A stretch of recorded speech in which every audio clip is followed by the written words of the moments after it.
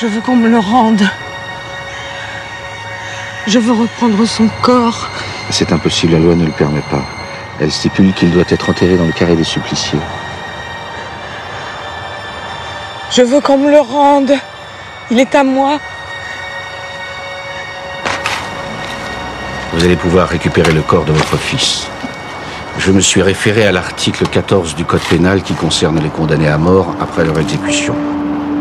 Cet article dit clairement: les corps des suppliciés seront délivrés à leurs familles si elles les réclament, à charge pour elles de les faire inhumer sans aucun appareil. C'est vous qui avez raison.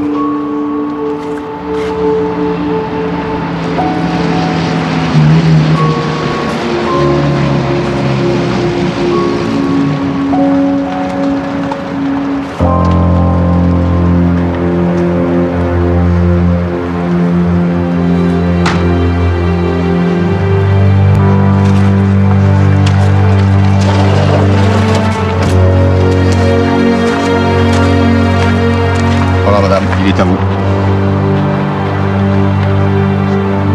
Mon cher Christian, mon fils, mon unique enfant, j'ai sûrement à me reprocher bien des choses, mais pas de t'avoir aimé. Nuit et jour, les nuits surtout, je repense aux temps heureux. Je te revois, si jeune, si beau, si plein de vie et de projets. Sans cesse, je me demande ce que j'aurais pu faire d'autre, ou de mieux, ou de plus pour te sauver, pour te garder, pour que tu sois encore là. Sans cesse, je repense à ce jour d'il y a 2 ans où cet affreux cauchemar a commencé.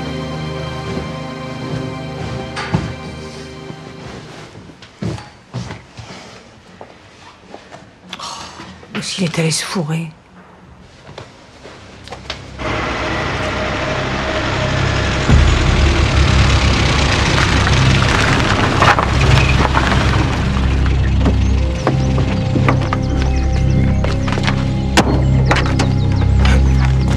Bonjour mademoiselle le juge. Bonjour. Par ici.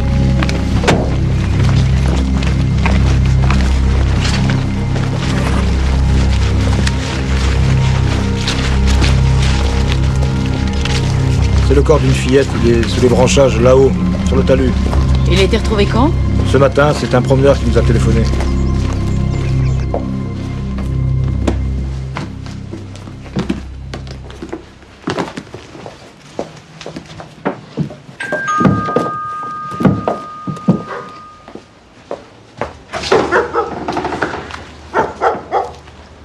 Nous voudrions voir Christian Ranucci. Il n'est pas rentré de son travail. C'est mon fils. On va l'attendre.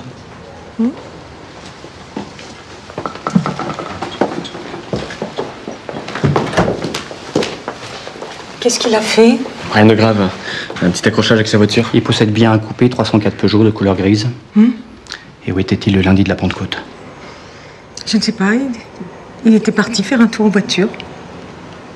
Et ça s'est passé à quel endroit? Dans les environs de Marseille. Oh, c'est de ma faute. Il m'avait proposé de l'accompagner, mais j'ai préféré rester à la maison. Il va toujours trop vite en voiture. Si j'avais été là, il aurait été plus prudent. Il y a des blessés? Non, rassurez-vous. Ok. Vous avez bien eu un accident le lundi de la Pentecôte? Oui. Un accident de voiture? Oui. C'était au carrefour de la Pomme? Je crois. Vous allez me suivre au commissariat? Maintenant? Oui. Vérification. Très bien, j'arrive. Ils disent que je dois venir avec eux. Des papiers à remplir. Tu m'as pas parlé d'un accident? J'ai pas eu le temps, mais je t'expliquerai. Maman, t'inquiète pas, c'est pas grave. Je serai là dans 1 heure.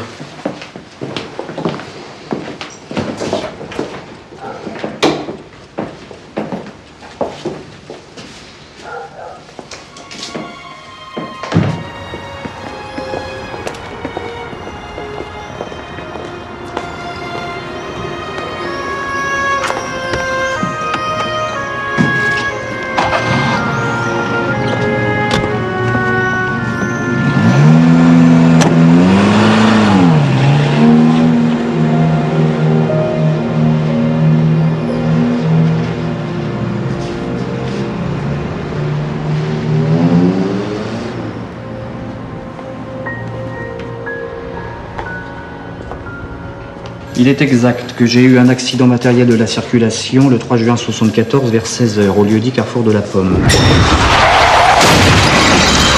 Je suis affolé, je suis parti droit devant moi, payant très cher l'assurance. J'avais peur de l'augmentation de celle-ci et de la suppression de mon permis. C'est bien ça. Par la suite, je suis rentré à mon domicile à Nice, où je suis arrivé aux environs de 21h. C'est ça.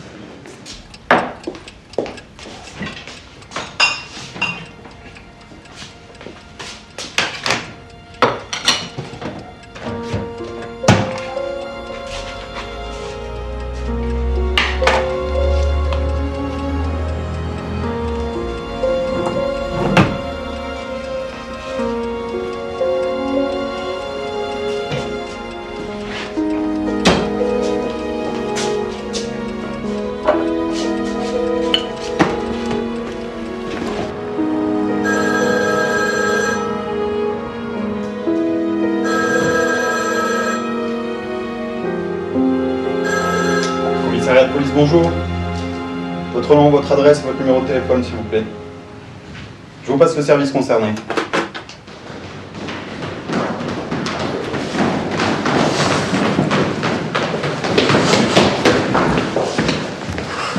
Ils vont pas me relâcher tout de suite. Franchement, ils exagèrent. Ils auraient pu attendre demain. Parce que passer la nuit au commissariat pour une bêtise pareille... Bon, écoute, mon chéri, ces messieurs savent très bien ce qu'ils font. Hein, il faut être patient et répondre à leurs questions. Tu verras, ça va s'arranger très vite. Bon, faut y aller maintenant. Tiens, je t'ai préparé ça. Tu t'inquiètes pas pour ton travail, je préviendrai. Hein.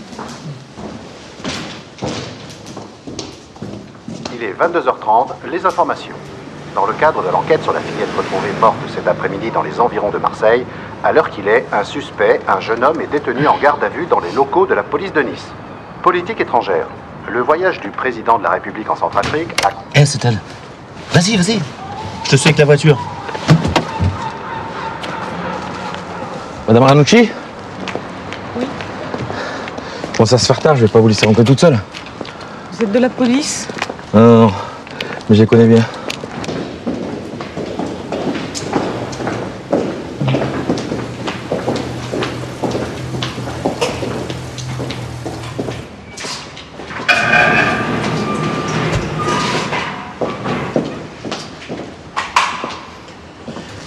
Alors c'est ça la voiture de votre fils? Oui. Je comprends pas, il m'a parlé de rien. Remarquez, l'accident n'a pas dû être si grave que ça, la carrosserie est à peine enfoncée. Qu'est-ce que c'est que ça? Ça vous ennuie pas si je prends une photo? Alors vous n'êtes pas policier? Non, je vous l'ai dit. Gilbert Coste. Je suis reporter à La Voix du Sud. Paul-François Di Pietro, un collègue. Bonsoir. Et vous vous êtes déplacé pour un simple accident de la route. Vous savez quelque chose? Faut me le dire. Vous n'êtes pas au courant? Au courant de quoi? Ben, votre fils n'a jamais eu de problème avec la police? Non, non, non, jamais, bien sûr. Qu'est-ce qui se passe? Dites-le-moi. Bon, votre fils est suspecté dans une affaire grave. Quelle affaire? Le rapt et l'assassinat d'une petite fille. C'est encore une gamine, pas plus de 10, 11 ans maximum. Les témoins? Un couple. Ils ont relevé le numéro d'une voiture immatriculée dans les Alpes-Maritimes. On a lancé des recherches. Qu'est-ce que vous dites? Bon, enfin, on a retrouvé le cadavre à proximité du lieu où votre fils a eu son accident. Il est 9h30, nos informations. Dans l'enquête sur le meurtre de la petite Caroline, 7 ans, le suspect arrêté hier soir a été transféré dans la nuit à Marseille, dans les locaux de l'évêché, célèbre hôtel de police de la cité phocéenne. Sur place, notre correspondant, Ange Chanu. Et oui, à l'annonce de son arrestation, la colère aux flammes dans les quartiers populaires où vivait la petite Caroline. Et on n'est pas prêt de sortir de cette histoire. Je vous décris exactement.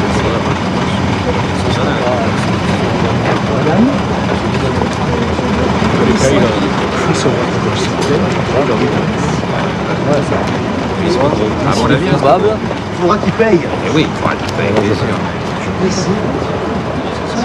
Attends, tu vas sortir quelque chose.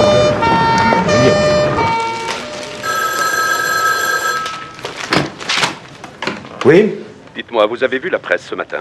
Je l'ai vu, monsieur le préfet. Nous n'avons vraiment pas besoin de ça en ce moment. Je ne vous demande pas si ce garçon est le coupable, mais tout de même... Nous continuons de l'interroger, monsieur le préfet. Ce que je vous demande, c'est d'aboutir au plus vite. La police a été très attaquée ces derniers temps. Nous ne pouvons pas nous permettre un nouvel échec.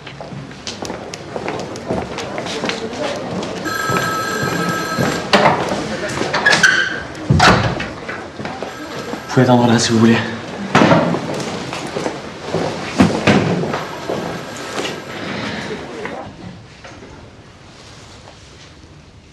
Ce pull est pas à moi. J'aime pas le rouge, j'en porte jamais. On a trouvé ce pullover rouge à proximité. Écoute, on l'a retrouvé dans une champignonnière, à côté du lieu du crime. Tu étais dans cette champignonnière. Ne nie pas, on t'a vu. Qu'est-ce que vous faites là? Oui, c'est vrai, j'y étais. Et alors? Après l'accident, au carrefour, mon pneu frottait contre la carrosserie. Je me suis arrêté dans cette champignonnière pour réparer. Le sol était humide, je me suis embourbé. J'ai même demandé de l'aide pour repartir. Je vous le répète, j'ai rien à voir avec tout ça. Tout ce que j'ai fait, c'est un délit de fuite. C'est... Et ça, là, cette blessure, tu l'as fait où? Ça, c'est en dégageant la voiture.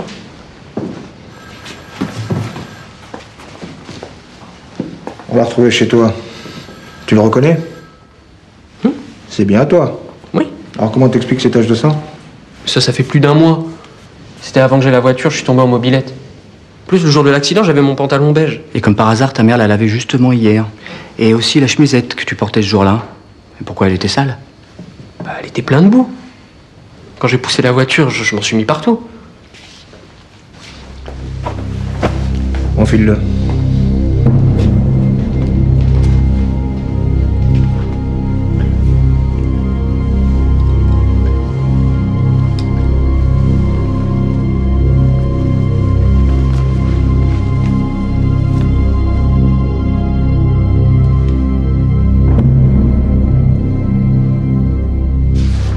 Quand vais-je le voir? Je peux pas vous dire, ça dépend du commissaire. Là, regardez, c'est lui, le voilà. Et regardez, c'est lui, le gamin à l'arrière de la voiture.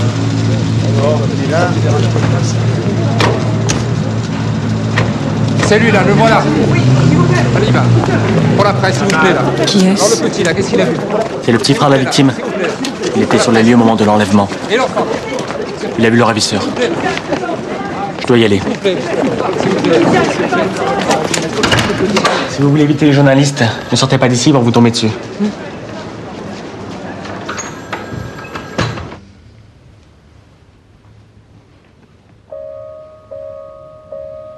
Regarde bien.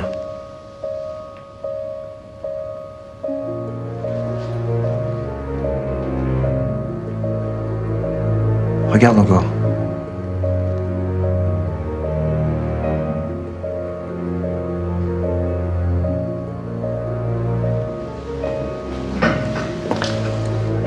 Ouais, c'est juste, on n'a pas signalé de lunettes.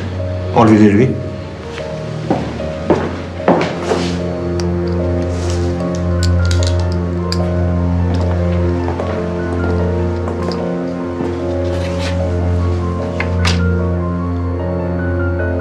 Maintenant, tu le reconnais, le monsieur?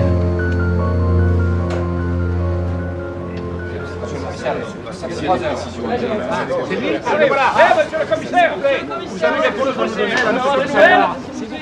Monsieur le commissaire, a-t-il avoué, s'il vous plaît? L'enfant ne l'a pas reconnu, l'individu nie toujours.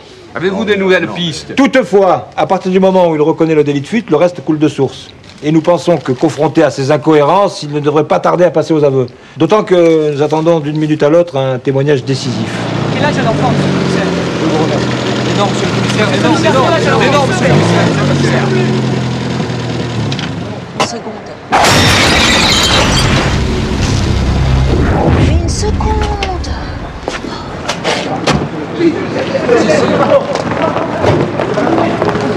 Martin, madame Martin, pour la dernière fois, aujourd'hui on leur fera pas. Un sourire, madame. Un sourire.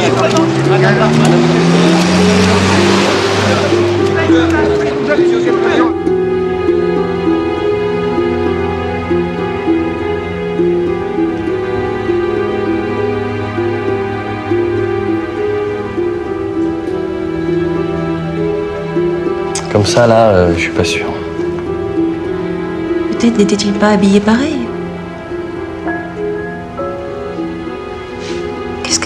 Qu'est-ce que t'en penses? C'est difficile, hein, c'était quand même assez loin.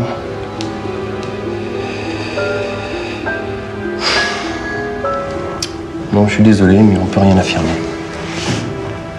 Oui, oui, je suis toujours à l'évêché, là. Passe-moi Pierre, s'il te plaît. Il n'y a pas de nouvelles pour l'instant. Ah, attends, j'ai jamais le carnet, voilà. Ils ne reconnaissent pas non plus. Ils ne reconnaissent pas non plus. C'est noté? Ok. Coup de théâtre. Ici, à l'hôtel de police de Marseille, les témoins principaux, le couple Barton, n'a pas reconnu Christian Ranucci.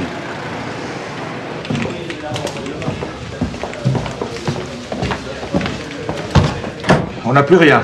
Il y a le pantalon taché de sang. Bah, si encore on l'avait trouvé dans sa voiture, mais rien ne prouve qu'il le portait ce jour-là. Hein, ça pèse pas lourd face à tous ces témoins qui ne le reconnaissent pas. Et la garde à vue se termine ce soir. Si on doit le relâcher, ça va être l'émeute dans la ville. On n'a qu'à tenter le coup du face-à-face. Mais ça n'est pas légal. Face au juge d'instruction, n'importe quel C'est avocat... notre dernière chance.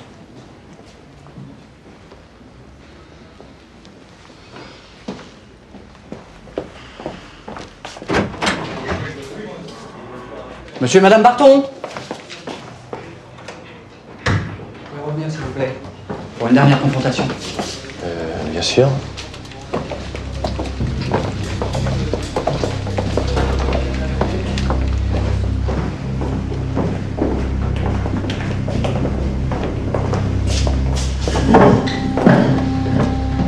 Je vous en prie, prenez place.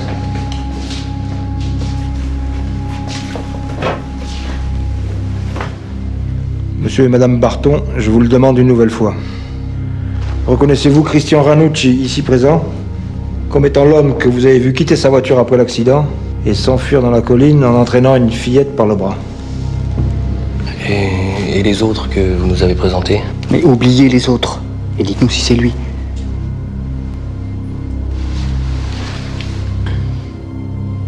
C'est pas moi! C'est pas moi! Je suis pas un salaud! C'est pas moi!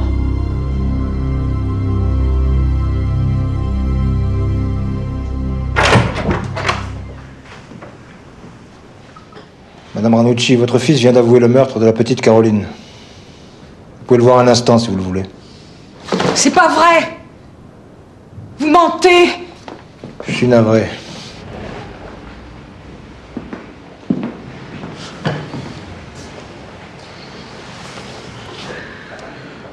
Dis-moi que c'est pas possible.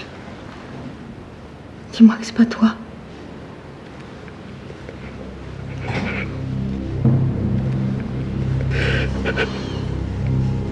Pardonne-moi, maman.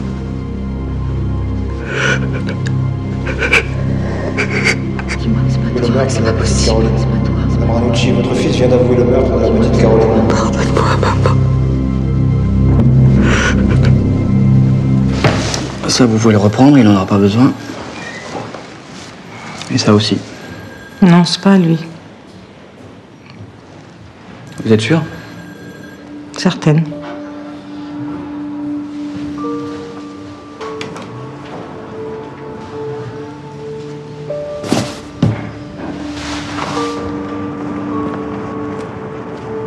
Messieurs, l'affaire est bouclée. Acculé dans ses derniers retranchements, l'accusé a enfin avoué. Sur ses indications, l'arme du crime a été retrouvée. Certes, il subsiste quelques zones de flou quant à ses mobiles, mais en ce qui nous concerne, notre tâche est terminée. C'est désormais à la justice de se saisir de l'affaire. Christian, j'ai toujours été hantée par la peur de te perdre. J'avais peur que ton père nous retrouve. Il avait juré de te reprendre, de t'enlever à moi. Alors nous ne restions jamais plus de 6 mois à la même adresse. Je brouillais les pistes, je me faisais écrire poste restante. Je te sermonnais sans cesse. Ne jamais suivre un inconnu dans la rue, ne jamais accepter de bonbons, toutes ces choses. Mais toujours, au bout de quelque temps, par sécurité, nous faisions à nouveau nos bagages et nous repartions ailleurs.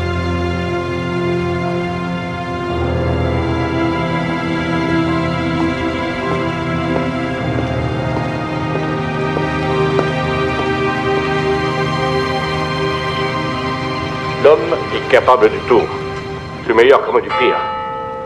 Christian Ranucci, lui, il a choisi le pire, sciemment. Ce que réclame l'opinion publique désormais, c'est un châtiment exemplaire. L'impardonnable n'a pas à être pardonné. Mon sang, vous êtes folle. L'assassin ne peut pas être Ça normal. mérite au deuxième. Il est malfaisant, à la manière des bêtes féroces et sans contrôle. Il a tué froidement. Il ne faut pas avoir la tête sur les épaules pour commettre pareille monstruosité. Celui qui a pris odieusement la vie de cet enfant est un coupable sans excuse. Il doit être retranché de la communauté des hommes. Et ce, jusqu'au dernier jour de sa misérable existence. Alors Posez-le là. Alors pourquoi laisser se dérouler une parodie de procès? Qui pourra défendre un tel homme? Un sadique de 20 ans. Qui pourra tenter de plaider la pitié? Qui pourra être assez fou pour dire... Vous voulez pas que je l'arrête? Il n'était pas dans son état normal. Un avocat, certes. Mais lequel? Dans une ville chauffée à blanc, une ville qui réclame vengeance, quel avocat aura non seulement le talent, mais surtout le courage de défendre Christian Ranucci? Je vous remercie d'avoir pensé à moi, mais je ne suis pas seul au cabinet. Nous plaidons aussi au civil, vous le savez. Nous avons une clientèle d'industriels et d'hommes d'affaires qui risqueraient de mal le prendre. Quel que soit son acte odieux, ce garçon a le droit d'être défendu. Je sais bien, je sais bien. Hélas, les faits sont clairs. Il reconnaît son acte odieux. Je vous avouerai que je préférerais plaider pour la partie civile.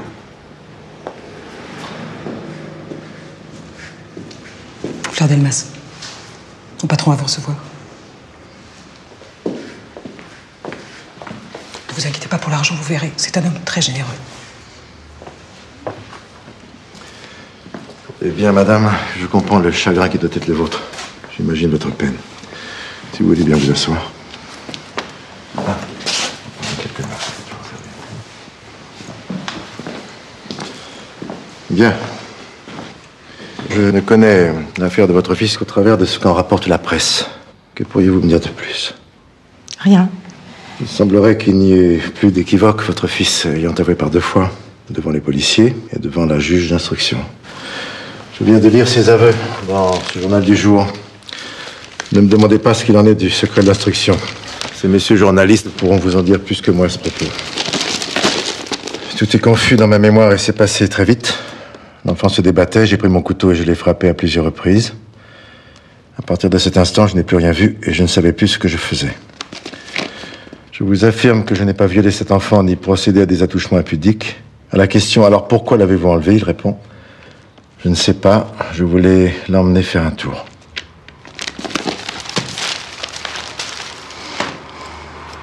Et pourtant, il est innocent. Oui. Oui, je sais, il s'accuse, mais je ne comprends pas pourquoi. Et vous pourriez me relire 100 fois ses aveux, je ne les croirais pas. Voyez-vous, maître, j'ai un avantage sur tout le monde. Je connais mon fils, je suis sa mère. Je le connais comme une part de moi-même, comme je connais mes bras, mes jambes ou ma poitrine. Et je sais ce dont il est capable ou incapable. Bien sûr, vous pouvez penser que n'importe quelle mère dirait cela. Mais voyez, cette nuit, j'ai revu toutes ces choses et j'ai acquis une certitude absolue. Même sous l'emprise de l'alcool, même dans un état de folie, Christian n'a pas pu faire ça. C'est pas possible. Voilà. Maintenant, je comprendrai que vous refusiez de le défendre. Il s'agit d'un crime atroce. En ce cas, je serai obligée de trouver un autre avocat, mais je suis prête à aller au bout du monde pour le trouver.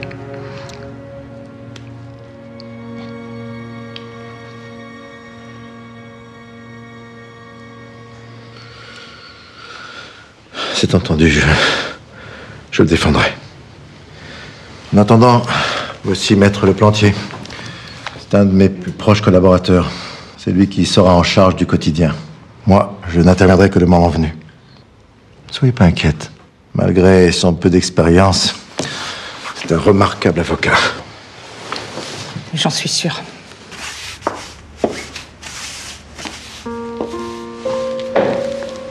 C'est bien calme aujourd'hui. On croirait un dimanche. Où sont passés les gens? Ils sont à l'enterrement. L'enterrement de la fillette. Hein?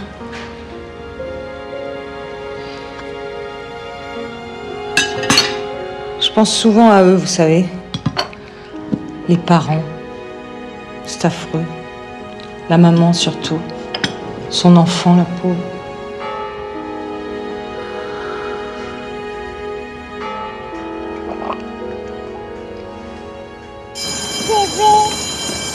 C'est la mère de l'assassin de la fillette.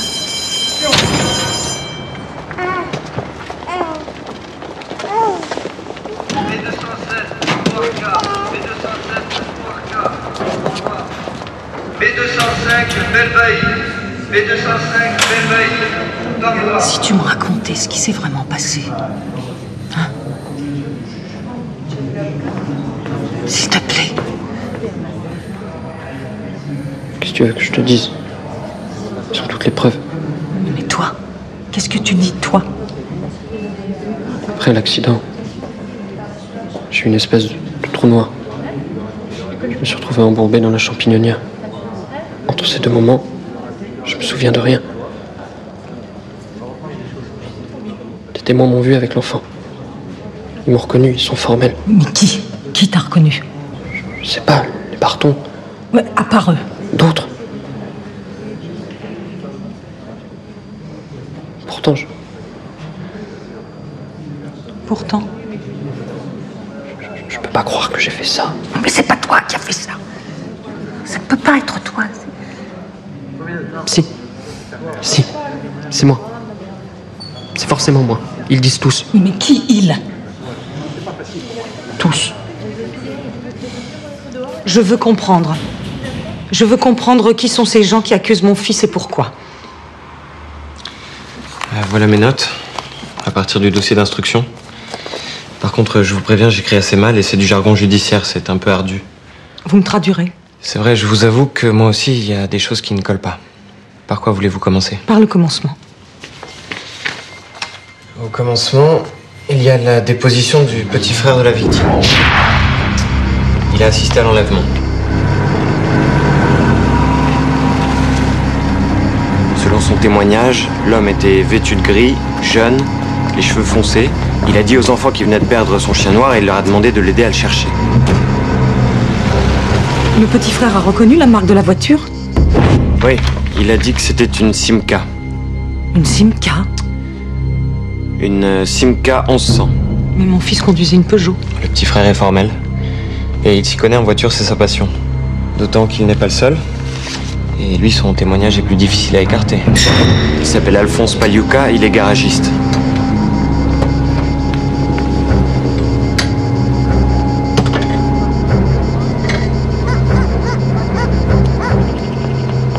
Lui aussi a identifié la voiture comme une Simca 1100.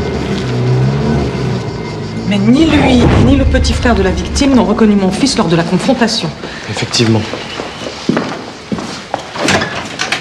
Essayez quand même de vous reposer. Oui, j'essaierai.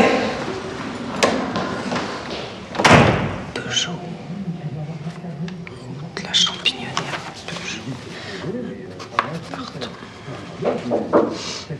Oui, entrez. Entrez.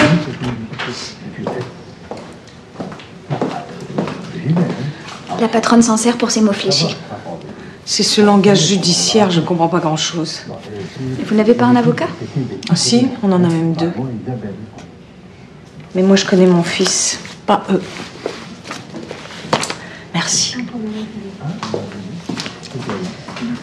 Votre fils a déclaré « J'ai bien eu un accident de la circulation le 3 juin 1974 aux environs de 16 h au lieu dit Carrefour de la Pomme. »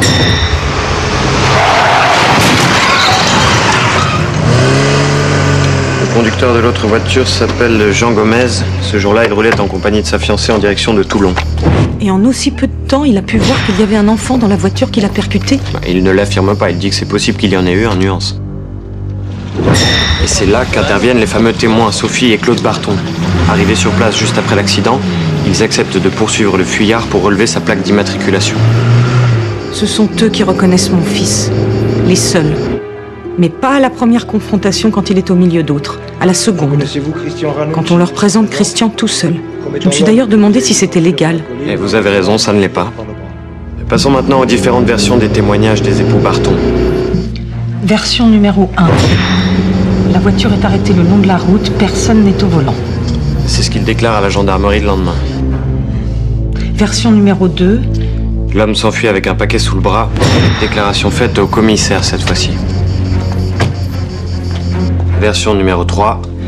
Ils reconnaissent formellement Christian comme étant l'homme qu'ils ont vu quitter sa voiture après l'accident et s'enfuir dans la colline en entraînant une fillette par le bras. C'est suite à cette déposition que mon fils s'effondre et avoue tout. C'est vrai que c'est aberrant. Mais il reste sa présence dans cette champignonnière. Oui, je sais. Qu'est-ce que vous faites là? Je pique-niquais à l'entrée de la champignonnière. Le frein à main a lâché. Ah, parce que vous aimez pique-niquer dans le fumier, vous. Et si j'appelais les gendarmes?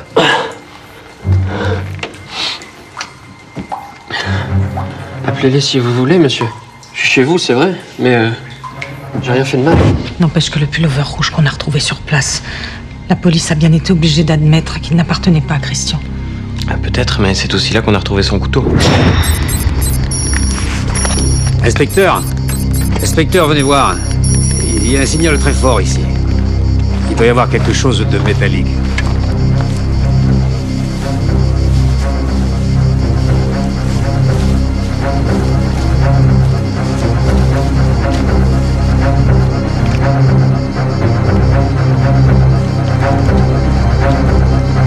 Son couteau retrouvé à l'endroit exact qu'il a indiqué.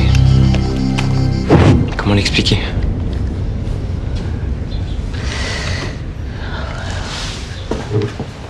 Ça, je ne sais pas. Je ne l'explique pas. Au revoir, maître. Oui.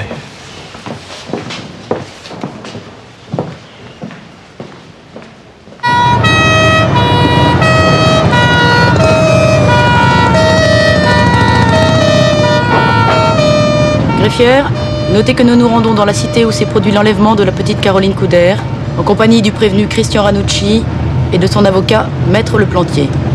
Vous reconnaissez les lieux? Ne vous arrêtez pas. Mais attendez, on ne procède pas à la reconstitution de l'enlèvement? Par sécurité, maître. Nous ne pouvons exposer votre client à un lynchage. Vous connaissez comme moi les menaces qui pèsent sur sa vie. Transportez-nous maintenant sur les lieux du crime. Bien, mademoiselle le juge.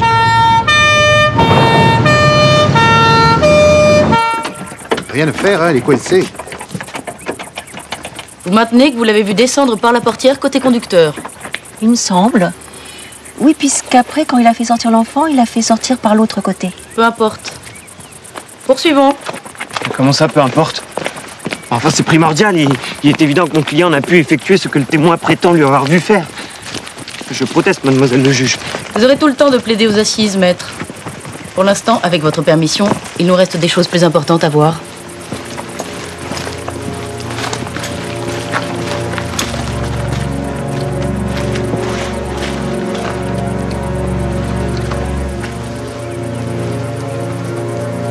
Prenez ce couteau.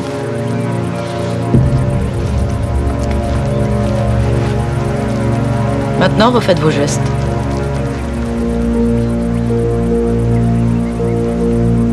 Allez, Ranucci. Je me souviens de rien. Regardez, Ranucci. Voilà ce que vous avez fait. Regardez ce que vous avez fait. Vous ne vous en souvenez pas de ça non plus? Je me souviens pas. Écrivez. La reconstitution du crime s'est avérée impossible. Ranucci prétendant ne plus se souvenir de cette partie des faits. C'est là que j'ai compris que ça pouvait pas être moi. Les flics, ils m'ont convaincu à un moment. Mais quand j'ai eu le couteau dans la main, là, j'ai bien vu que c'était absurde. C'était impossible, irréalisable. Je le savais, je l'ai toujours su. C'est toi qui avais raison. C'est toi. L'erreur, c'était de leur avoir fait confiance quand ils disaient qu'ils avaient toutes ces preuves et tous ces témoins. Mais ils étaient tous autour de moi, en train de me dire à vous, on sait que c'est toi. Puis en plus, avec ce trou noir, je me souvenais plus de rien. Donc, à un moment donné, j'ai cru que c'était possible. Qu'est-ce que c'est que ce trou noir dont tu parles tout le temps? Après ma nuit à Marseille, je l'ai passé à boire dans les bars. À Marseille? Mais tu m'as dit que tu avais dormi dans la voiture, sur la route. C'est ce que j'ai dit. Parce que Marseille, c'est là où avait eu lieu l'enlèvement de la petite. Et tu avais bu. Pour me donner du courage. Du courage pourquoi? Pour aller voir mon père. Non, maman, t'inquiète pas. Il n'était pas là. J'ai sonné et personne n'a ouvert. Alors je suis reparti. Maman, si tu me parlais de mon père. C'était un homme très violent. Il n'a pas supporté. À la sortie du juge qui venait de me confier la garde de l'enfant, de toi, il a été comme pris de folie. Il m'a entraîné dans un coin et il m'a tailladé avec un couteau. Le bras, le visage. On m'a transporté à l'hôpital. Lui n'a pas été inquiété à cause de sa brillante conduite en Indochine. Mais désormais, je savais que c'était un homme dangereux. J'avais peur qu'il revienne pour te reprendre. Alors très vite, je me suis enfuie de l'hôpital. J'ai été te chercher. J'ai ramassé quelques affaires à la hâte. Je t'ai pris dans mes bras et nous avons quitté la ville pour toujours. Toute ma vie, j'ai vécu avec la peur qu'il te reprenne. Toute ma vie, j'ai eu peur de te perdre. Pourquoi tu m'as jamais rien dit? Sans doute j'ai eu tort. Si je t'avais raconté tout cela, peut-être tu n'aurais pas éprouvé le besoin de le revoir, tu n'aurais pas bu, et tout ça ne serait pas arrivé. Peut-être. Ah non, trop facile. Je vais vous dire, Ranucci. Ce système de défense est indigne de vous. L'amnésie, la pauvre excuse. Et pendant cette amnésie, on vous ferait croire n'importe quoi? En plus d'un assassin, vous êtes un tricheur. Je vous croyais plus loyal. Non, je proteste, mademoiselle le juge. Vous n'avez entendu aucun témoin de l'enlèvement. Vous n'avez procédé à aucune confrontation, ni avec le petit frère de Caroline, ni avec Jean Gomez, ni avec Alphonse Paliuca, le garagiste. M'excuserez, maître, mais en ce qui me concerne, ce dossier est bouclé. Mais... Christian Ranucci, je vous renvoie devant la cour d'assises, où vous répondrez des actes d'enlèvement et d'assassinat.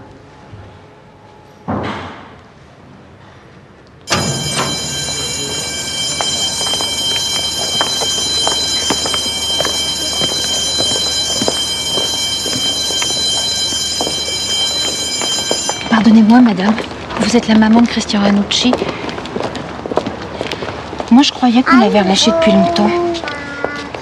C'est pas votre fils qui a enlevé la petite. Je le sais parce que j'ai vu l'homme qui a fait le crime. Il a essayé d'enlever ma fille, Agnès. Je l'ai vu de mes propres yeux. Il porte un pullover rouge. Sophie, Agnès, vous venez un peu?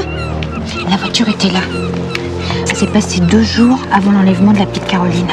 Bonjour. Vous allez raconter à la dame ce que le monsieur vous a dit.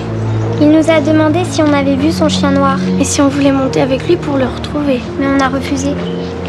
Allez, jouez. C'est pas tout. La veille, il y avait eu aussi un petit garçon, je l'ai vu par ma fenêtre. L'homme au pullover rouge l'a pris par le bras pour le faire monter dans sa voiture, mais le petit s'est dégagé. Il est parti en criant. Et il y a eu aussi la petite de la cité des Cerisiers. Vous portez bien un pullover rouge, hein? Et vous vous souvenez de la marque de la voiture? Quand je suis arrivé, il a démarré en trombe. Mais j'ai eu le temps de voir la voiture. Une Simca 1100 grise. Je peux vous embrasser. Le petit frère de la victime assure que la voiture du ravisseur était une Simca 1100, ce que confirme Alphonse Paliuca, le garagiste. Monsieur Gomez, en y réfléchissant, n'affirme pas avoir vu un enfant dans la voiture lors de l'accident. Il ne sait pas. Parmi tous ces témoins, il n'y a que les Barton. Les Barton qui ne voient d'abord personne, puis qui voient un homme seul, puis un homme portant un paquet, et enfin un homme tirant par le bras une enfant. Alors il reste ce pullover rouge trouvé à proximité des lieux du crime, ce pullover rouge qui n'est pas à sa taille, ce pullover rouge qui n'a jamais été à lui, ce pullover dont on connaît maintenant le propriétaire. Certes, mais il y a les aveux de votre fils, des aveux réitérés devant le juge. Ah oui. Maître Hubert a accepté à ma demande de venir renforcer notre défense. Sa présence sur les lieux le jour même du crime, son couteau retrouvé sur ses propres indications, avouez qu'il y a de quoi troubler le tribunal le mieux intentionné. Bien sûr, il y a votre témoignage providentiel. Mais c'est justement ce qui me gêne. Il est un peu trop providentiel à mon goût. Quel jour dites-vous avoir vu cet homme au pullover rouge? C'était le premier. Ou le 2. Dans ces eaux-là. Dans ces eaux-là, c'est une mention un peu vague face à une cour d'assises. Mais souvenez-vous, vous m'aviez dit que c'était 2 jours avant l'enlèvement de la petite. 1 ou 2 jours avant, je me souviens plus très bien. Ça se brouille dans ma tête. Je comprends votre déception, mais je partage l'avis de Maître Hubert. Je crains que ce témoignage ne nous soit pas d'un grand secours. Je suis vraiment désolé. Le premier ou le 2. En tout cas, c'est marqué à la police. Ils ont bien dû noter la date. Pardon? Vous êtes allé à la police? Plusieurs fois. Mais pour porter plainte? Bien sûr. Ils m'ont même confronté au fils de Madame Ranucci. Ça change tout. Oui, et d'ailleurs, le gardien de l'immeuble a été confronté aussi à mon fils. Il ne l'a pas reconnu. Ils m'ont même demandé de venir à l'enterrement de la petite, au cas où l'homme au pullover rouge serait là. Vous voyez, ça c'est la preuve que la police recherchait déjà quelqu'un au pullover rouge. Je vais m'établir une demande de remise en liberté. Je vais la signer immédiatement.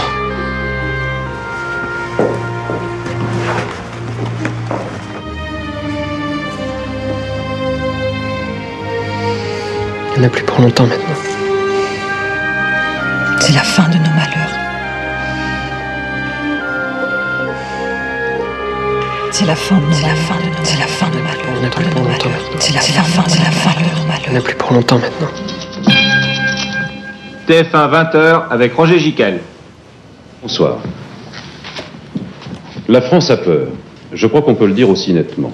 La France connaît la panique depuis qu'hier soir, une vingtaine de minutes après la fin de ce journal, on lui a appris cette horreur. Un enfant est mort. Un 12 enfants, au regard profond, assassiné, étranglé par le monstre qui l'avait enlevé pour de l'argent. Chaque mère, chaque père a la gorge nouée quand il pense à ce qui s'est passé à Troyes. Quand il pense à cet assassin de 23 ans, une relation des parents du petit Philippe. Oui, la France a peur et nous avons peur. Et c'est un sentiment qu'il faut déjà que nous combattions, je crois. Parce qu'on voit bien qu'il débouche sur des envies folles de justice expéditive, de vengeance immédiate et directe. Et comme c'est difficile de ne pas céder à cette tentation quand on imagine la mort atroce de cet enfant. C'est d'ailleurs probablement... Ce nouveau crime ne nous arrange pas. L'assassin à la colère des habitants de Troyes, qu'on l'a mis en... La demande de remise en liberté a été rejetée. La France a peur. Avec cette histoire de Patrick Henry, il fallait s'y attendre. D'une manière épouvantable, il y en a eu 7 pour la seule année 75. Mais c'est la première fois depuis 1964 qu'un rapt se termine aussi tragiquement. Cette année-là, Lucien Léger étranglé. C'est pas faute de leur avoir apporté les preuves, les évidences. Bagnole, terminé. Non, on se heurte à un mur toute mauvaise foi. Devant la gravité des erreurs commises par la juge, les magistrats ont préféré étouffer la vérité. Et c'est pas grave, c'est pas grave. Et dans un sens même, tant mieux. Tant qu'à faire que la vérité éclate, autant que ce soit devant la cour d'assises. La réparation sera plus éclatante. Tu sais, je me sens un peu comme dans un film. C'est moi le justicier, à l'heure où la vérité éclate. Ils vont devoir payer, tu vas voir, ils vont payer. Fais attention quand même. À quoi? Il ne faut pas indisposer les juges. Alors, toi aussi, tu finis par douter de moi. Non, t'as pas le droit de me dire ça. Non. Maman, excuse-moi, je te demande pardon. Excuse-moi, Maman, après tout ce que t'as fait pour moi, je peux pas te dire ça, mais comprends-moi, je suis tout le temps dans cette cellule à ressasser. Oui, excuse-moi, mon chéri, excuse-moi. Je comprends, Dis-moi, qu'est-ce que tu penses pour le procès d'un costume bleu avec la cravate assortie? C'est bien ça, non? Oui, je te le ferai porter.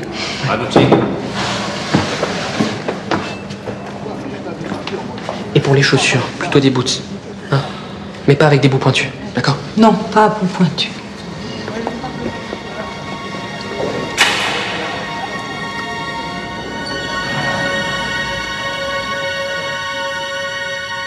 Ah, Marseille. Cette ville est une bonne fille, mais ne se donne pas au premier venu. Encore faut-il savoir la prendre. Eux le savent. Ils ont appris à la connaître. Ils savent quand ils peuvent la faire rire, ou quand ils doivent la faire pleurer, quand elle est en colère ou prête à pardonner. Je les consulte souvent, avant chaque procès important.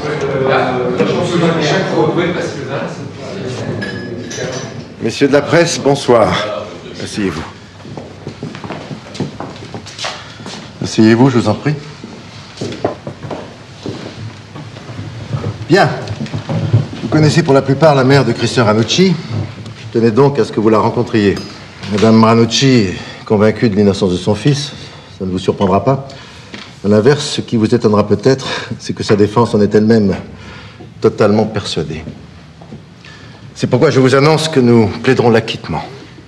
Je vous demanderai donc de faire abstraction de la présence de Madame Ranucci.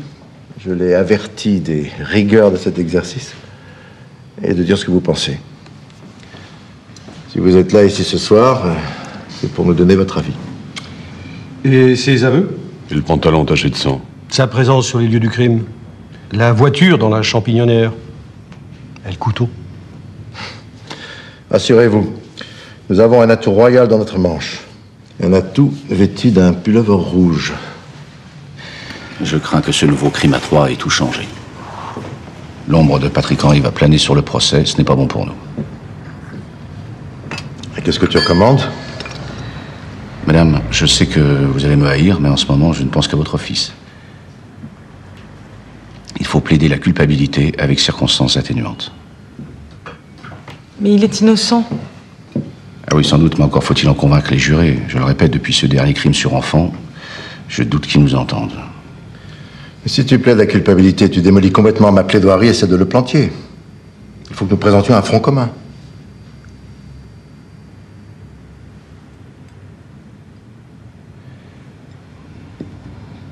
Bon, c'est entendu, je resterai en arrière.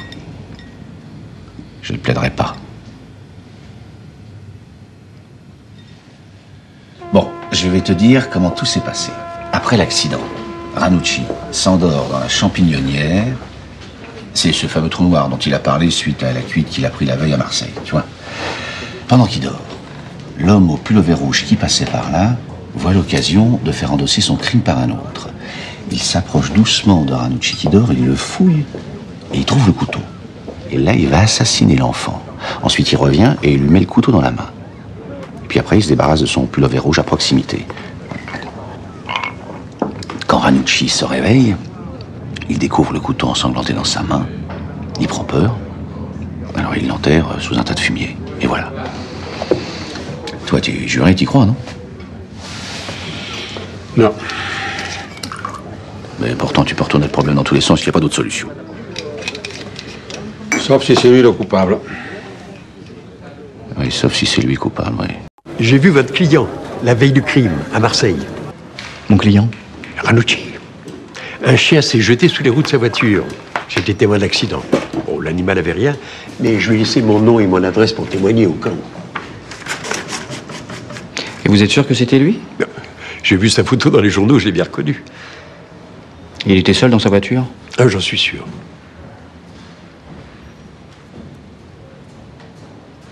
Je vous remercie. Prenez pas ma déposition. Vous arrivez un peu tard. L'instruction est close.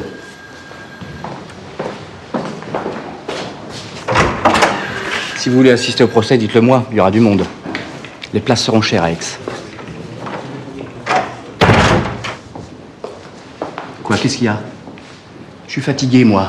J'en peux plus de voir tous ces gosses innocents victimes de ces salauds. Hier encore avec celui qui s'est fait massacrer à Troyes. Depuis que je suis dans le métier, je dois en être à mon 20e. J'ai toutes les photos qui défilent dans la tête et je le supporte plus. Tu comprends ça? Je le supporte plus. Alors me fais pas chier, l'instruction est close, point barre.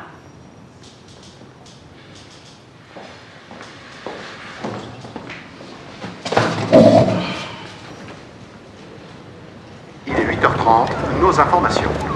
Aujourd'hui s'ouvre devant la cour d'assises d'Aix-en-Provence le procès de Christian Ranucci, le meurtrier présumé de la petite Caroline assassinée dans la région de Marseille le 5 juin 1974. Guillotiner, c'est trop rapide. Faut le faire souffrir avant de le tuer. Fini, madame, pour la condamnation à mort de l'assassin de la petite Caroline. Là, signez-la. Bonjour. Bonjour. Signez-la.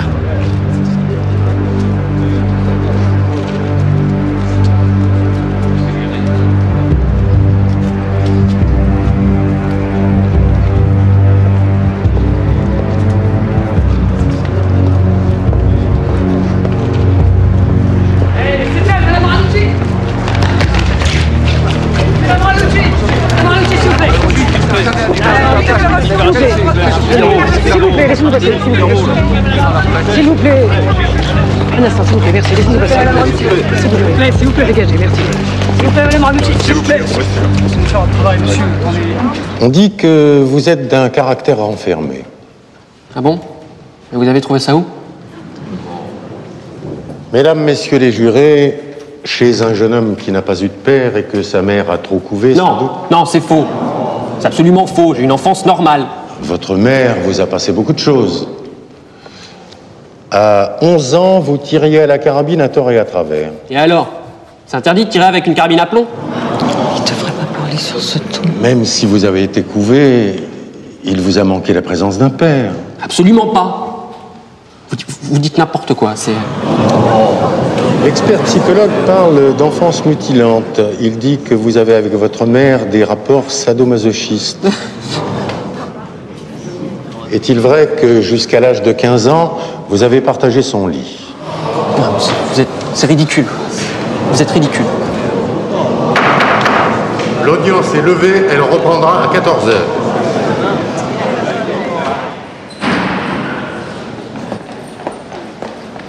L'accusé se rend-il compte qu'il commet une lourde erreur en refusant la pitié des hommes? Point d'interrogation. Vous avez entendu ça?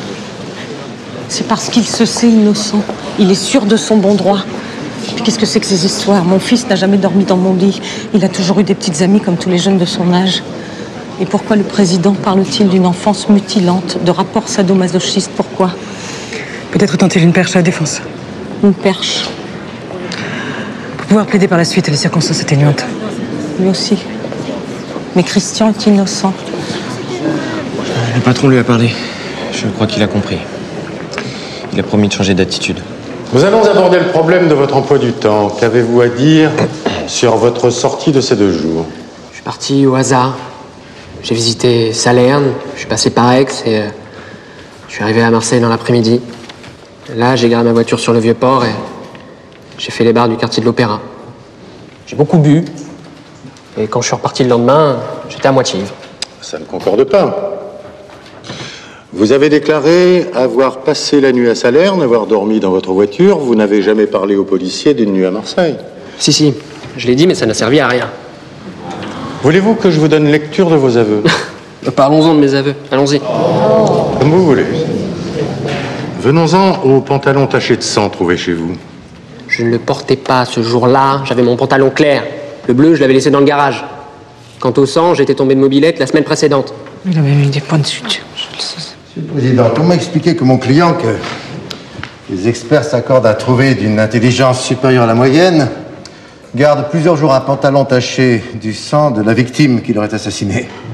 De plus, les analyses auxquelles j'ai demandé que l'on procède, analyses auxquelles la police elle-même n'a pas procédé, révèlent que ce sang est du groupe A. Certes, ce groupe est celui de la victime, mais c'est aussi celui de l'accusé. Vous avez pourtant déclaré au commissaire chargé de l'enquête, j'ai tué, vous avez donné des précisions, j'ai dû aider la petite à grimper le talus, je l'ai empêché de crier en lui serrant le cou avec ma main gauche. Ces déclarations, c'est bien vous qui les avez faites. C'est vous qui les avez signées. Alors pourquoi? Je vais vous dire pourquoi. Parce que j'ai été torturé. Qu'est-ce qu'il dit? Il est devenu fou. Oui, parfaitement, j'ai été torturé. On m'a frappé à coups de matraque pendant des heures. On m'a dit que c'était moi qui avais tué la petite, que 6 personnes m'avaient vu.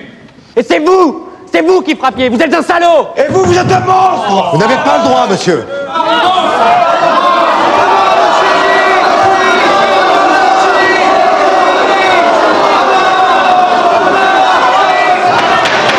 Journée accablante pour Ranucci. Ranucci proclame son innocence avec insolence, mais les charges s'accumulent sur sa tête. Ranucci se montre tel qu'il est, agressif, hargneux, pervers, un comportement suicidaire, qui ne voit derrière les traits émaciés et le regard absent de l'accusé le masque cynique de Patrick Henry. Non, c'est notre défense qui est suicidaire. Madame Ranucci, j'ai lu les conclusions des experts psychiatres.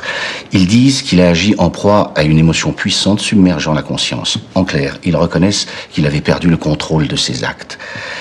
Il y a dans ce dossier largement de quoi plaider les circonstances atténuantes. Je vous en conjure, il en est encore temps. Non, je n'ai pas le droit. Lui demander cela, ce serait le trahir. Ce serait admettre que je ne suis pas certaine de son innocence. Moi, sa mère. Alors attendez, c'est justement parce que vous êtes sa mère que je me permets de vous parler comme je le fais. Il faut bien que vous compreniez que nous sommes devant les assises. En correctionnel, n'importe quel voleur de poules peut faire appel de sa condamnation à 3 mois de prison. Mais aux assises, un condamné à mort ne le peut pas. C'est une loterie. S'il joue et qu'il perd, il perd tout. Il perd la vie. Je n'ai pas le droit.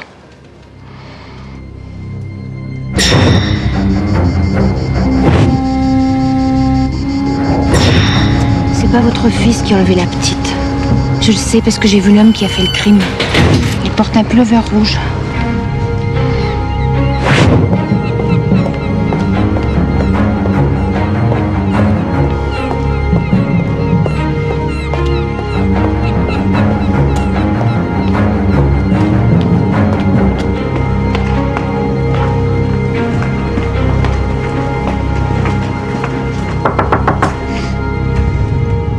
Madame Pires. Madame Pires, je sais que vous êtes là. Madame Pires, vous devez venir témoigner au procès. Laissez-moi! Je vous dis que je suis malade, le médecin est venu. Il a fait un certificat. Mais il y va de la vie de mon fils. Vous êtes mère, vous aussi. Madame Pires. Vous ne comprenez pas. Les gens ici sont tous du côté des parents de la victime. Depuis l'histoire Patrick Henry, ils sont déchaînés. Ils me le pardonneront pas. La vérité. Je vous demande juste de dire la vérité.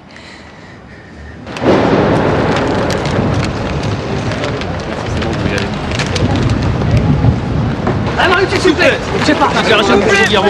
Allez, c'est déclaration pour Gilles Guillermo.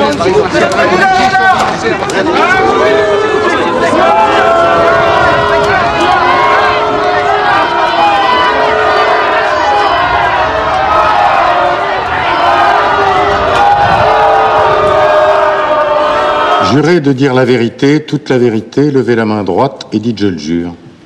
Je le jure.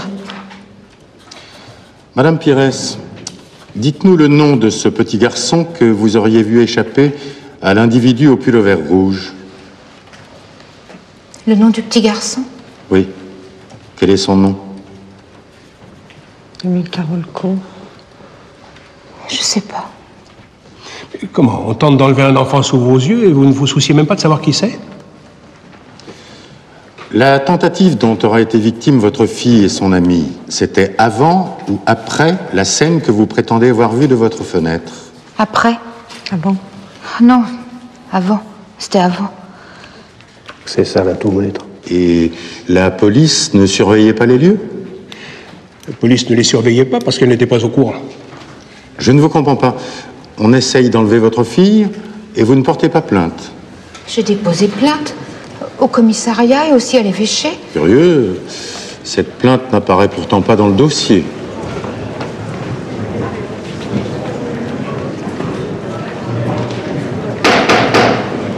Silence! Silence dans la salle. Reprenons les débats. Silence! Retrouve-moi les périodes d'audition qui n'ont pas été versées au dossier au sujet du type au pull-over rouge. La défense en a parlé à l'audience. Il s'accroche à cette théorie. On pourrait nous reprocher de ne pas les avoir fait figurer. Tiens. Je t'avais oublié celui-là. Le témoin daltonien. Je vais le mettre sur le dessus. Le témoignage de M. Guérin, vous allez pas vous en servir quand même? Madame Pires, pouvez-vous expliquer à la Cour et aux jurés dans quelles conditions vous avez été amenée à témoigner dans cette affaire? C'est à la suite de ma rencontre avec la mère de l'accusé. Et où a-t-elle eu lieu? Répondez à la question. Baumette. Parlez plus fort, on ne vous entend pas. Au Baumette. Et que faisiez-vous au Baumette? Je suis allée voir mon fils. Et qu'est-ce qu'il y fait? Il est détenu. Enfin, c'est quoi ce témoignage de complaisance? Enfin, de qui se moque-t-on ici? Vous pouvez vous retirer, Madame Pires, et souvenez-vous à l'avenir que sur le plan pénal, un faux témoignage est très grave.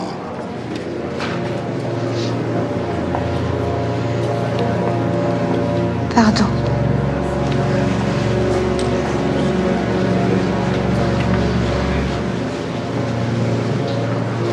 Tuer un petit enfant est une chose abominable et affreuse. C'est un crime inexpiable. Monsieur Polatovski, d'après vous, quel sort doit être réservé à l'assassin dans cette affaire? Ce sera une justice faite avec des jurés populaires. Et je vous dirais que si j'étais juré, je me prononcerais pour la peine de mort. Tuer un petit enfant est une chose abominable. Je me prononcerai pour la peine de mort.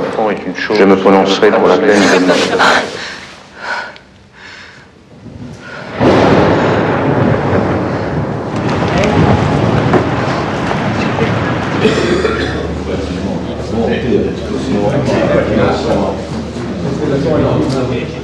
S'il vous plaît,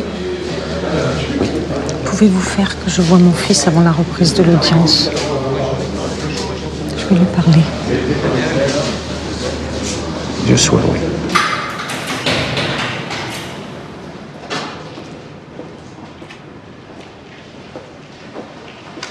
C'est toi. Qu'est-ce que tu as à l'oreille? Bien, je t'expliquerai. Mais toi, comment t'as fait pour me voir? Maître Hubert s'est arrangé avec l'accord de l'avocat général. Ah, celui-là. T'as entendu comment il a traité cette pauvre Madame Pires? Christian, écoute-moi. Maman, la vérité finira par triompher. Tu te rappelles de la phrase de Platon? La plus grande des injustices est de considérer injuste un homme juste. Christian. Maman, j'ai ma conscience pour moi. J'ai la loi pour moi et j'ai des témoins pour moi. Il faudra bien que ce tribunal l'admette. Et j'ai pensé, il faudrait que tu loues une Mercedes blanche. Une Mercedes blanche? Blanche, oui, blanche. C'est la couleur de l'innocence. Comme ça, après l'acquittement, tu viendrais me chercher avec à la porte de la prison. Et toi aussi, il faudrait que tu sois habillé en blanc. Christian, tu m'écoutes, s'il te plaît? Par ici. Tes avocats voudraient que tu acceptes de passer un scanner. Ils assurent que ce n'est pas douloureux, tu ne sentiras rien. Pourquoi un scanner? Mais rassure-toi, c'est comme ça. C'est pour déceler une éventuelle anomalie cérébrale, qui n'existe pas, hein, bien sûr. C'est au cas où. Juste au cas où ils auraient besoin de plaider les circonstances atténuantes. Ils assurent que tu pourrais sortir au bout de 10 ans. Réfléchis à ça. Les circonstances atténuantes? Je suis innocent. Oui, non, mais je sais bien, mon chéri, mais tu sais comment sont les gens. Hein? Tu le dis toi-même. Les gens ne veulent pas voir la vérité en face. Puis il y a cette histoire de Patrick Henry qui ne fait qu'aggraver les choses. Réfléchis. Alors toi aussi. Tu me crois coupable? Toi, ma mère, tu m'abandonnes. Tu m'as demandé ce que c'était, bah tiens. Regarde.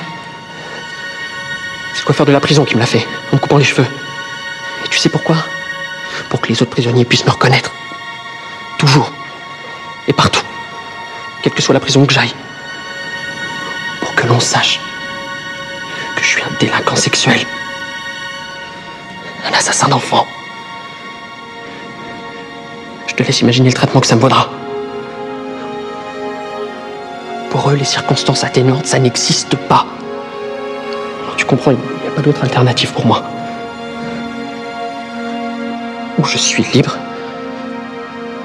ou on me condamne à mort. Pardonne-moi, mon chéri.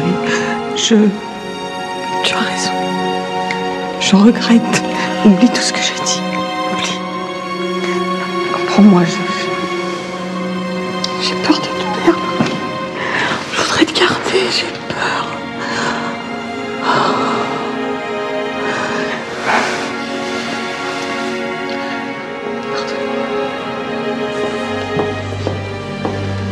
Alors, est-ce que vous avez réussi à le convaincre? Il est hors de question de plaider la culpabilité. S'ils veulent le déclarer coupable, qu'ils le fassent eux. Écoutez-moi bien, c'est de la folie de ne pas plaider les circonstances atténuantes. Là, vous pouvez le perdre.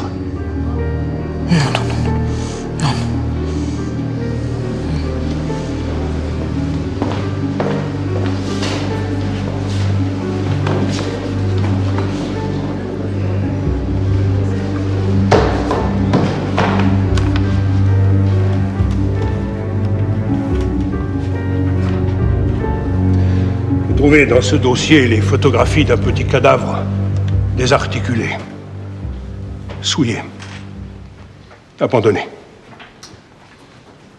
Il n'y a rien de plus odieux que le cadavre d'un enfant. Jamais, jamais dans un dossier je n'ai trouvé autant de preuves accablantes. Et que faites-vous, Ranucci? Que faites-vous de l'occasion qui vous est donnée de crier votre remords? De pleurer, de demander pardon?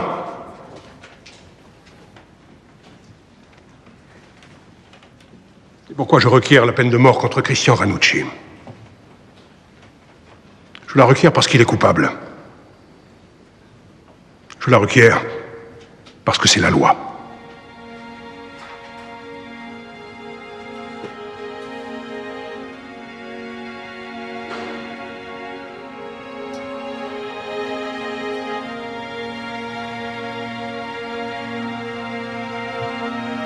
C'est pourquoi je requiers la peine de mort contre Christian Ranucci. Je la requiers parce qu'il est coupable. Parce que c'est la loi. Je la requiers parce que c'est la loi. Coupable. Je la requiers parce qu'il est coupable. Peine de mort contre Christian Ranucci.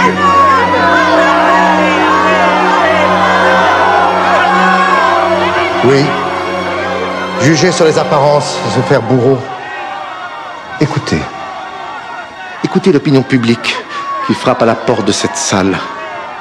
Elle est une prostituée qui tire le juge par la manche. Lorsqu'elle entre par une porte, la justice sort par l'autre. En donnant la mort à Ranucci, vous rouvrirez les portes de la barbarie. Vous grossirez le tombereau sanglant des erreurs judiciaires. Vous céderez à la colère, à la peur, à la panique. Mais je le sais, vous ne ferez pas ça. Le sang se lave avec les larmes, pas avec le sang.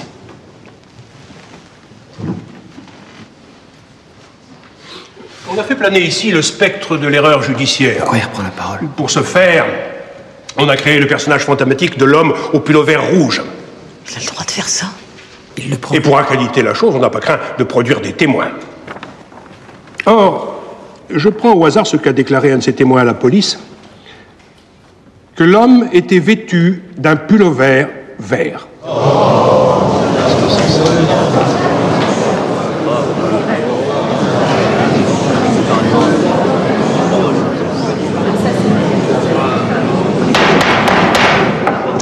La cour se retire pour délibérer.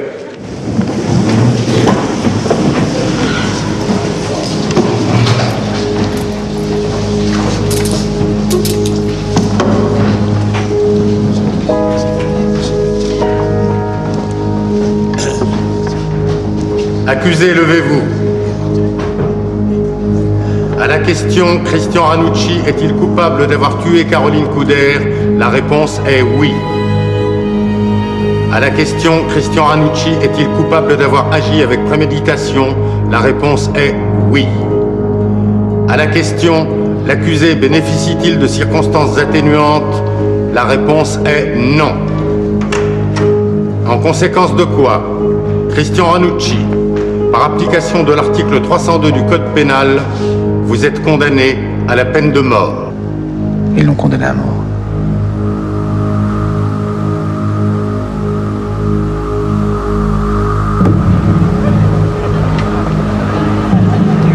Madame Ranucci, s'il vous plaît. Madame Ranucci, s'il vous plaît.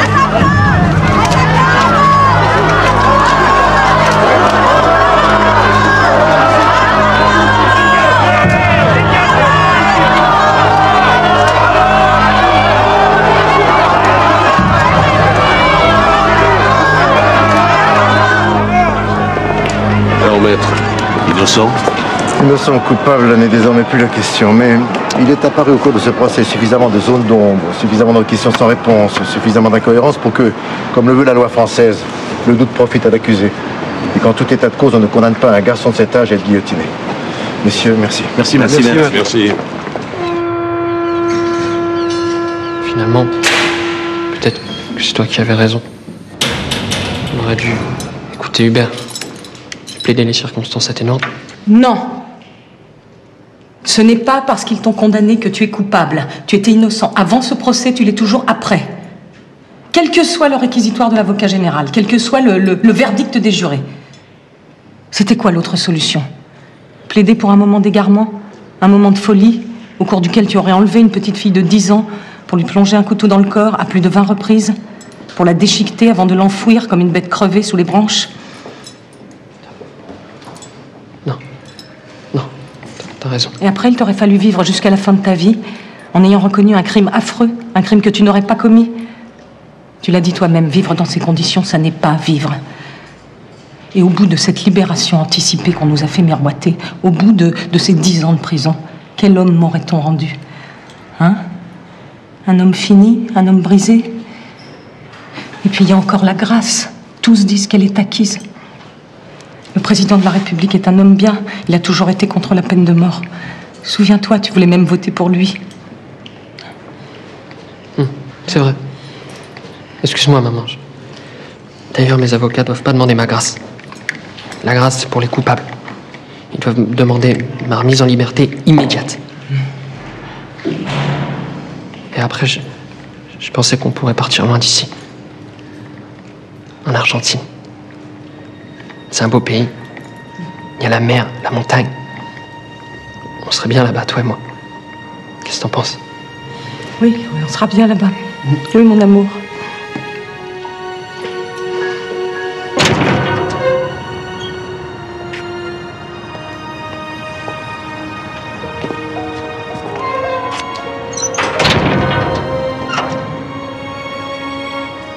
Un abri. Toute ma vie, j'ai cherché un abri pour toi et pour moi.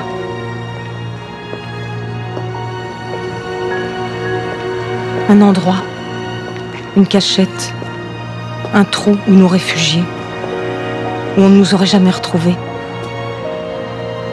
Loin de ceux qui depuis toujours n'ont voulu qu'une seule chose, nous séparer.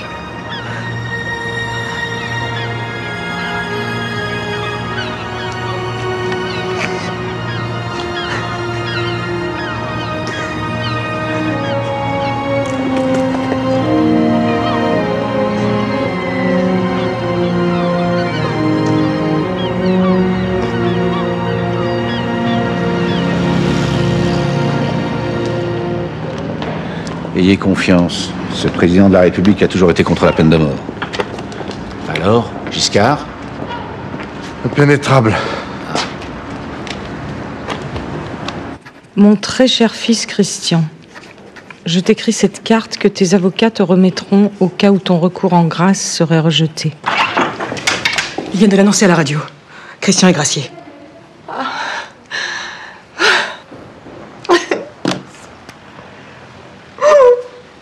Merci.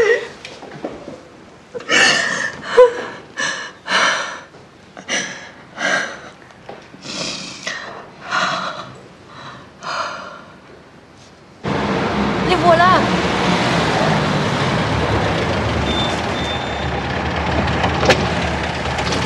Bravo, hein?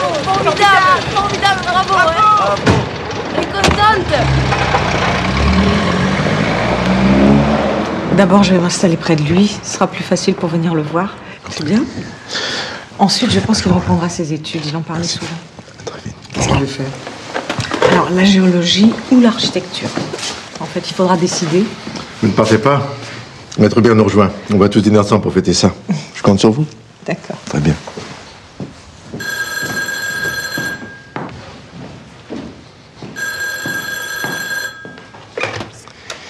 Allô?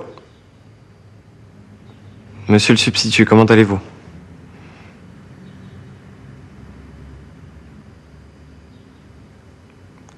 Qu'est-ce que vous dites?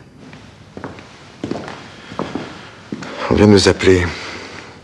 Il semblerait que l'annonce de la grâce ait été prématurée. Une erreur de l'AFP.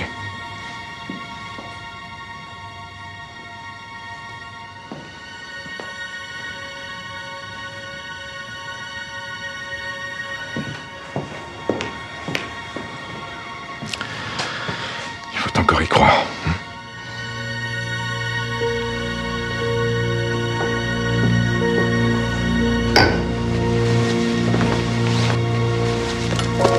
Je rentre chez moi.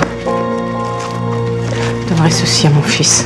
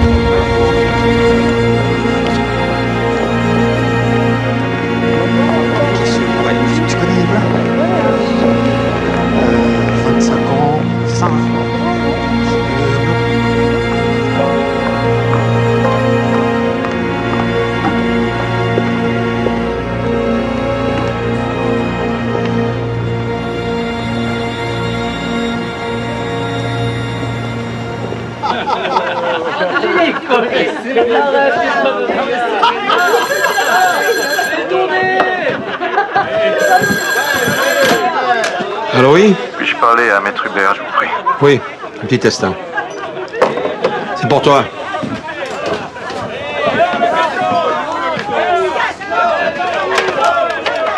Oui, Hubert à l'appareil. Ce sera demain matin à 4h, au beau maître. Oui, j'y serai.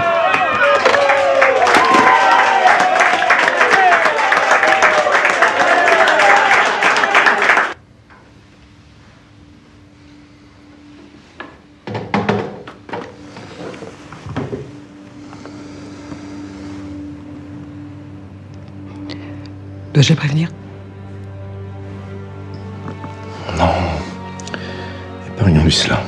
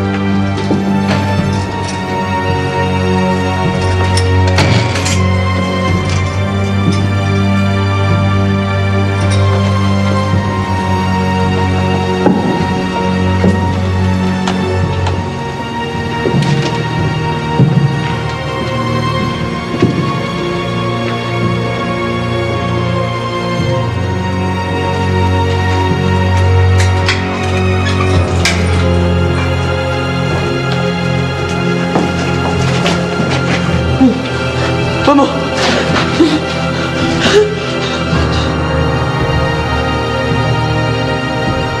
Mon très cher fils, Christian, sache que tu as toujours été un bon fils. Un fils qui m'aura apporté tout le bonheur que je pouvais espérer à ta naissance. Demain, dès l'aube, à l'heure où blanchit la campagne, je partirai. Vois-tu, je sais que tu m'attends. J'irai par la forêt, j'irai par la montagne. Je ne puis demeurer loin de toi plus longtemps. Je marcherai les yeux fixés sur mes pensées, sans rien voir au dehors, sans entendre aucun bruit, seul, inconnu, le dos courbé, les mains croisées, triste. Et le jour pour moi sera comme la nuit.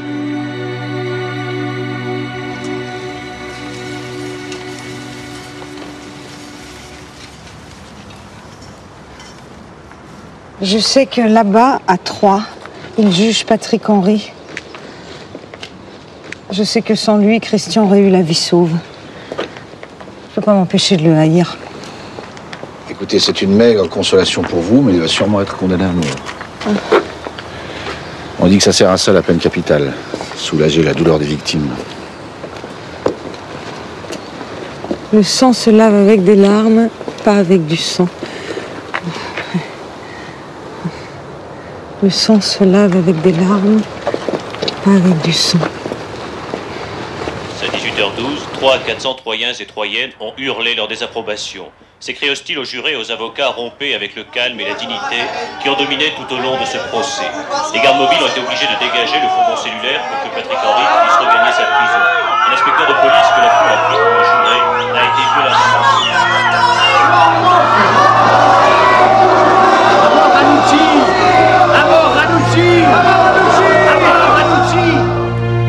Cher maître, je vous adresse cette lettre pour que vous fassiez connaître à la famille de Patrick Henry que je prends part à leur calvaire inhumain.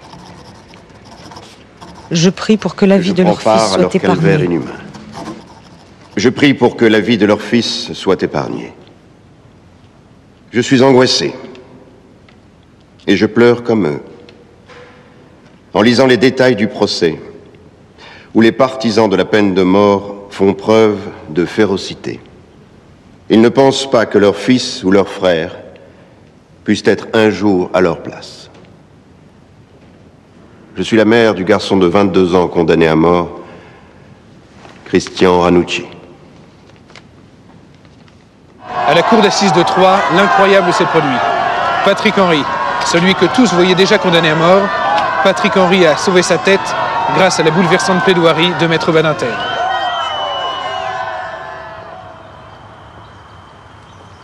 Dites-moi, ai-je bien fait en vous empêchant de plaider les circonstances atténuantes? Vous avez fait ce qu'il voulait. Jamais votre fils n'aurait voulu se reconnaître coupable. Comment en être sûr? Il a peut-être regretté à la fin. Parfois je doute. Parce que vous n'avez pas entendu ces dernières paroles, je ne vous les ai pas rapportées. Elles étaient pour moi. Qu'est-ce qu'il a dit? Réhabilitez-moi. Ce sera fait. Ce sera fait.